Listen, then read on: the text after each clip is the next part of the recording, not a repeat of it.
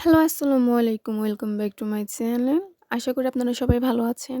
আজকে অনেকদিন পরে একটা মাছ রান্না নিয়ে আসলাম। এটা হচ্ছে আমার মায়ের হাতের ইলিশ মাছ ভুনা। ইলিশ মাছ ভুনা কিন্তু ইলিশ মাছ কিন্তু এখন খুব কম পাওয়া যাচ্ছে। বর্তমানে এটা হচ্ছে ইলিশের সিজন না। ইলিশ মাছটা অনেক আগেই এনে রেখে দেওয়া হয়েছিল। তো আজকে রান্না করছে আমার আম্মু।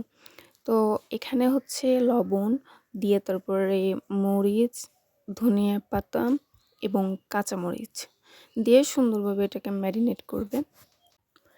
ইলিশ মাছটা ম্যারিনেট করে রেখে দিলেই কিন্তু বেশি মজা লাগে। আর আমরা এখনই আমার আম্মু এখন ইলিশ মাছটা ভুনা করবে। এটাকে সরষে ইলিশ বা ইলিশ ভাজবে না। ইলিশটা এটাকে ভুনা করবে। তো ভুনা করলে আমার মনে হয় বেশি ভালো লাগে। আবার লাউ দিয়ে রান্না করলে বেশি অনেক ভালো লাগে মোটামুটি। বাট আমরা হচ্ছে ভুনাটাই বেশি পছন্দ করি। লাউ দিয়ে এইগুলো দিয়ে অত ভালো লাগে না আমাদের। তো ইলিশ মাছটা অনেক বড় সাইজেরই ছিল। আর এটা হচ্ছে ডিম ছাড়া ইলিশ মাছ। ডিম ছাড়া ইলিশ মাছ খেতে কিন্তু উম আমার মনে হয় না অত ভালো লাগে। কিন্তু আমার আম্মুদের অনেক ভালো লাগে। কে জানো? আমি বুঝি না, কিন্তু আমার ডিম ছাড়া আর ইলিশ মাছের ডিম কিন্তু বেশি মজা লাগে। এখানে ভাবছিলাম যে আমি ইলিশ মাছের ডিম আছে।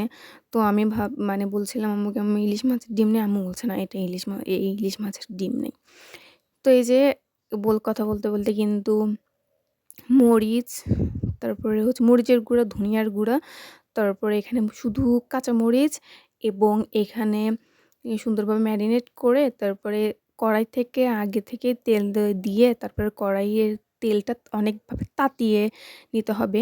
কেননা এই কড়াইয়ের তেল থেকে যতক্ষণ পর্যন্ত ধোঁয়া না ওঠে ততক্ষণ পর্যন্ত মাছটা মানে যদি মাছটা দেওয়া হয় তাহলে কিন্তু মাছটা ওই যে উঠে যায়।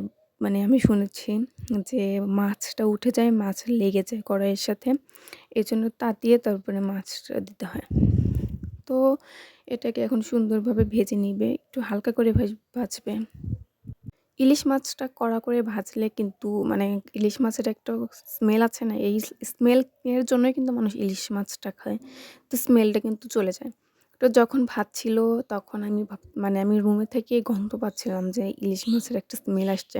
এখন বর্তমানে কিন্তু ইলিশ মাছের যেই গন্ধ, সেই গন্ধটা কিন্তু পাওয়া যায় না। আগেকার মানুষ বলতো যে আগে তো অনেক নানি দাদিদের থেকেই শোনা গিয়েছে যে ইলিশ মাছে এক পাড়া রান্না করলে আরেক পাড়া গন্ধে বলে মোমো করতো। আর একদিন ইলিশ মাছ খেলে ৭ দিন হাতে গন্ধ থাকতো। এগুলো আজব কথা শুনে আমার হাসি পায়। আদৌ কি সত্যি সেটা? আপনারা কিন্তু কমেন্ট করে জানাবেন। তো যাই হোক, এটাকে এখন সুন্দরভাবে হালকাভাবে ভেজে নিবে। ভেজে নিয়ে তারপরে এটাকে আস্তে, আস্তে তুলে নিবে। তো এই যে দেখুন, অনেক সুন্দরভাবে কিন্তু ভাজা হয়ে গেছে। কোনো মাছটা কিন্তু লাগে নাই। তারপরে কড়াইয়ের সাথে কোনোভাবে কিন্তু লাগে নাই। আর মাছটা ভাজা দেখেই ভাবছিলাম যে মনে হয় খাওয়া যাবে, কিন্তু এটাকে হালকা মশলা দিয়ে এটাকে ম্যারিনেট করে রাখা হয়েছিল জন্য আমি আর খেতে পারিনি। তো যাই হোক, এটা কিন্তু প্রায় ভাজা হয়ে গিয়েছে। এখন এটাকে তুলে লেজ আর মাথা ছিল, এই মাথাটা ভেজে নিবে। আমি ১ম এ ভাবছিলাম যে লেজটা যেহেতু ভাজছে সেহেতু আমি এটাকে ইলিশ মাছের লেজা ভর্তা করব। কিন্তু ইলিশ মাছের লেজাটা আমার আম্মু খায়। প্রত্যেকটা মাছের লেজাই আমার আম্মু খায়, জন্য আমি আর ভর্তা করিনি ইলিশ মাছের লেজা। আর এটাকে কিন্তু প্রায় ভাজা হয়ে গিয়েছে। এখন ধীরে, ধীরে তুলে নেওয়া হচ্ছে। তুলে নিয়ে তারপরে এই মাথা আর লেজাটা ভেজে নিবে। আজকে পুরোপুরি ইলিশ মাছটাই রান্না করা হয়েছে। লেজা আর মাথা তো প্রায়ই রেখে দেয়। বাট লেজা আর মাথা এবার রাখিনি। ওই ২ টাকে এবার রান্না করে ফেলছে। আমার ইলিশ মাছের মাথাটা কেমন যেন খেতে ইচ্ছে করে না। কারণ ইলিশ মাছের মাথার পাশে যেই পরিমাণ কাঁটা থাকে, ওই কাঁটা দেখলেই মনে হয় যে আমি ইলিশ মাছের কাঁটাটা বাছতেও পারি না, খেতেও পারি না। তো এখানে হচ্ছে পেটির মাছটাও বেশি পছন্দ করি আমি। তো এই যে এখন দেখতে, দেখতে লেজ, মাথা ২ টাই কিন্তু ভাজা শেষ। এখন দেখা যাচ্ছে অনেক সুন্দর লাগছে। মনে হচ্ছে যে কি পরিমাণে যে মজা লাগবে। তো যাই হোক, সুন্দরভাবে ভাজাটাও হয়ে গিয়েছে। এখন ধীরে, ধীরে আমার যে এই যে কড়াই আছে, আমি ওই কড়াইয়ের মধ্যে ইলিশ মাছ ভাজা ওই কড়াইয়ে তেলের মধ্যে আরেকটু সরিষার তেল দিয়ে এর মধ্যে দিবে পেঁয়াজ কুচি। পেঁয়াজ কুচি দিয়ে কিছুক্ষণ এটাকে লাল, লাল করে ভাজবে।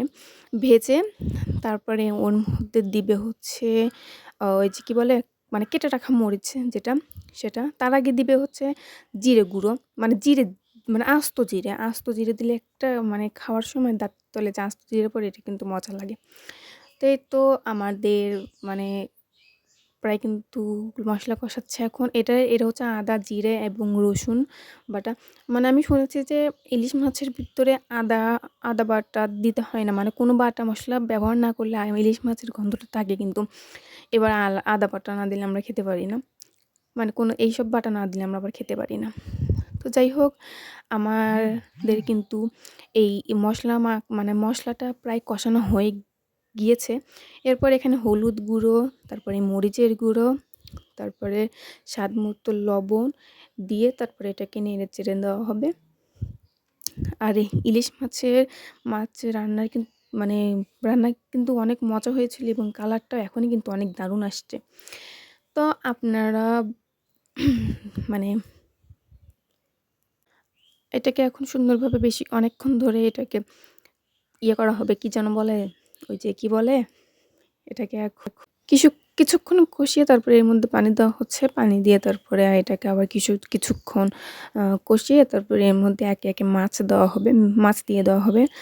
মাছ একে একে দিয়ে তার মধ্যে এর মধ্যে দেওয়া আবার একটু কিছুক্ষণ কষিয়ে তারপরে এই প্লেটের কাছে যে মশলা ছিল সেই মশলা দিয়ে তারপরে পানি দিয়ে কিছুক্ষণ কষিয়ে নেওয়া হবে। তো দেখুন আমাদের তরকারির কালার কিন্তু অনেক সুন্দর আসছে এবং খেতেও কিন্তু দারুণ হয়েছিল। তো আমার চ্যানেলটাকে সবাই সাবস্ক্রাইব করবেন এবং ভিডিওটা ভালো লাগলে সবাই লাইক কমেন্ট করবেন, শেয়ার করবেন।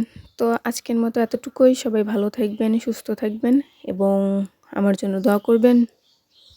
আল্লাহ হাফেজ। আর যারা ইলিশ মাছ খেতে পছন্দ করেন তারা কিন্তু আমাকে বলবেন যে আপনারা কিভাবে ইলিশ মাছটা খান। তো যাই হোক, আল্লাহ হাফেজ।